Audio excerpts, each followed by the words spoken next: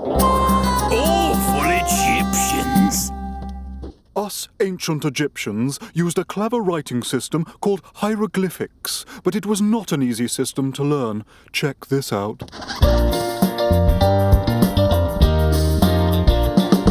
Settle down, class, now you've passed your grade 1 pyramid selling. Yeah, the time has come for me to drum some facts into you about spelling. Oh, it seems to me your ABC skills are less than terrific. So buck up, boys, as we master the joys of the lovely hieroglyphic. Woo! Everyone needs the ABC. It's as simple as vault your foot basket. You know how to sing do, re, mi. Easy to spell, it's hand, eye, thingy, ow. ABC. Vault your foot basket. Do, re, mi. Hand, eye, thingy, ow.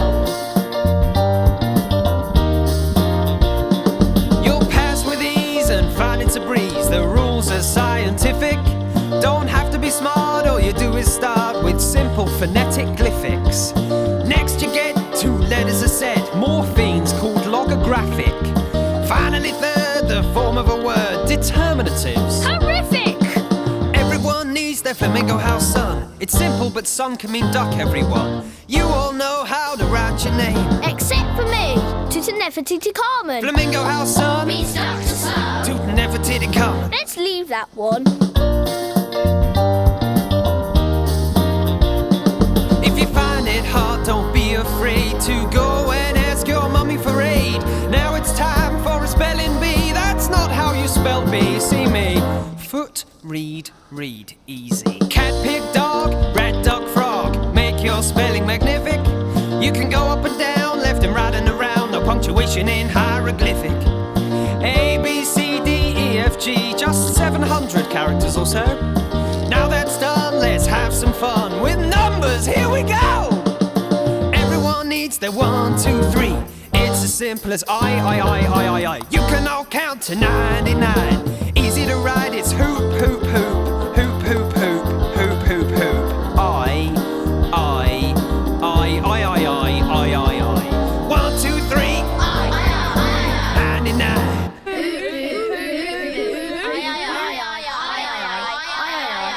Basket? After a battle, Egyptian soldiers had to count the number of enemy troops they had killed. To make it easier, they cut off and counted their dead enemies' what? A. Noses, B. Right hands, or C. Left feet? The answer is B. They cut off and counted the right hands. Awful Egyptians. Looking this good isn't easy. It's dead complicated to make a mummy. Of Egyptian kings we know oh so many things, 'cause the archaeologists have dug their tombs. Now we're here to show how to treat a dead pharaoh, make a mummy that can decorate your room.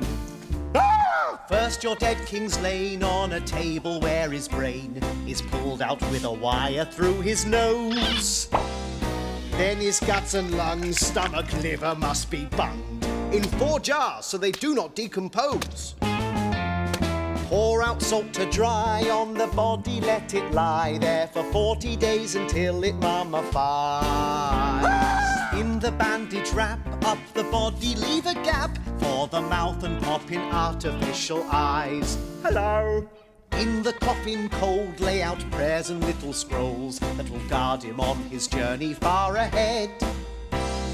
Pack his tomb with wealth, which he'll need for his health, if he makes it to the country of the dead. Now you've done your job, there are villains who will rob, so our mummy and its coffin we defend. Build a pyramid high so it points up to the sky. Place your dead king deep inside, and that's the end.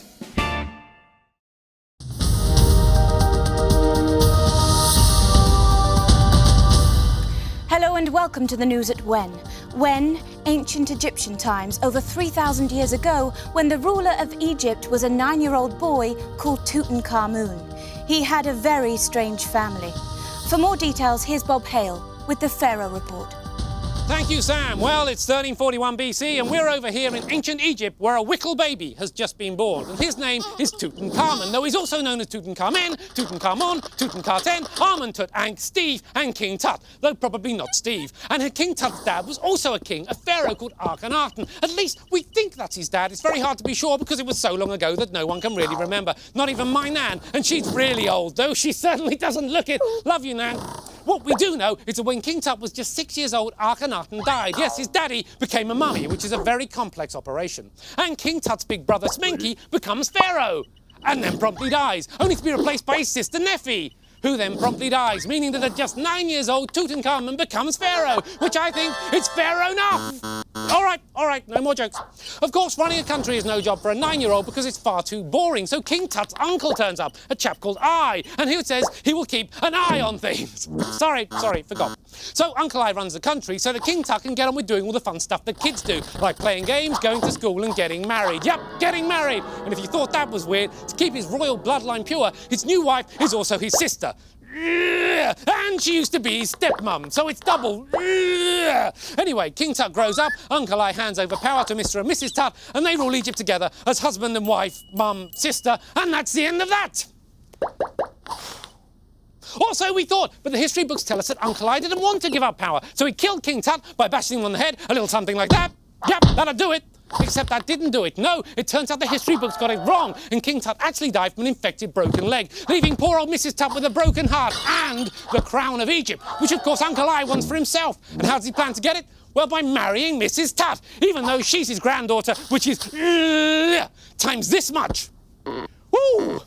But Mrs. Tut has other ideas. She decides to marry a foreign prince called Zananza instead because he's got such a cool name. But sadly, Zananza gets cold feet. Cold everything, in fact, because he dies. Yes, killed on his way to Egypt by a very jealous Uncle I, who then finally marries his granddaughter, and they live happily ever after, ruling Egypt together for ages and ages, and that is definitely the end of that. No question, cross my heart, Scout's honour, swear on my Nan's life. And what a life she's led. Born in Dublin to a blind darts player, she became the first woman ever to swim across Ireland. And would you believe it, she's 99 today! So come on, everyone, happy birthday to you! Happy birthday to you! Happy birthday, Nanny Bob! Happy birthday to you! And back over to Sam to blow out the candles. Sam!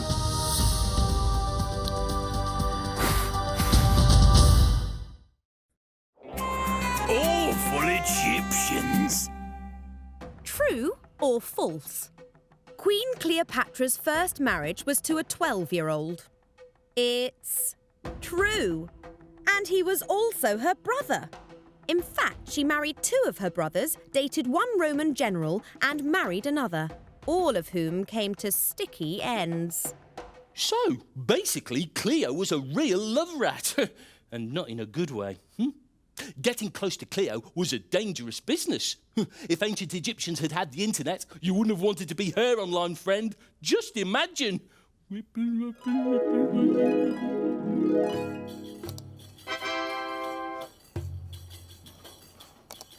Mark Antony has accepted me as a friend on Mummification. Excellent. Thanks for the ad. Smiley hieroglyphic. It's him! Hail Queen Cleopatra! Hail yourself. Yeah, I was just looking at your Mummification profile, and I couldn't help but notice you haven't got many friends. Yeah, well, I did have my sister, Pharaoh Cleopatra VI, but she died in suspicious circumstances. And my other sister, Pharaoh Berenice IV, but she was executed. Then there were my half-brothers, Pharaoh Ptolemy XIII, drowned, and Pharaoh Ptolemy XIV, poisoned. Sounds like being on the throne in Egypt is a pretty dangerous job, Cleo. Do you never get scared? Oh, no, I'll be fine. I just need a powerful Roman to stand alongside me. Or what, like Caesar? Didn't you date him? Yeah. Now he's dead. Yeah. About that, there's now a vacancy, so do you want to go out with me? No. Oh, please. I'll put you on my top 10 friends list. OK. In for a denarius, in for a sestertius. More like a top 2 friends list. Who's this other one? Oh, yeah, that's my sister, Arsinoe. At last, a member of your family who isn't dead. About that. Cleo. Yeah, the thing is, she's the last threat to my throne, so I need to have Arsinoe killed. You don't mind if I put your name on the assassination warrant, do you? Please, please, please, please, please. Oh, okay. There we go. Nasty business, but had to be done. Now you and me can rule the Egyptian Empire in peace. Right, great. Oh, what was that noise?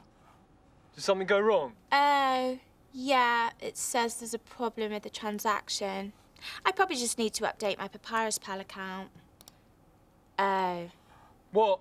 What is it? Yeah. Turns out Arsinoe was on the steps of a sacred temple when you murdered her. When I murdered her? Rome is up in arms. We're in big trouble. What are we going to do? Well, if we want to die with dignity, we'll have to kill ourselves before the Roman army get to us. What? Oh, this is most inconvenient. Oh, well, I suppose... No, wait. I suppose we could pretend to kill ourselves and then just hide. Oh, now you tell me, Cleo. You are literally the worst girlfriend I've ever had. And I've had some shockers. Right. Looks like I'll have to do the same then. I'll get a poisonous snake to bite me. I mean, that's quite a regal way to go. An asp? Perfect. How much? 20 bronze coins for packaging? Well, I suppose it is quite a long tube.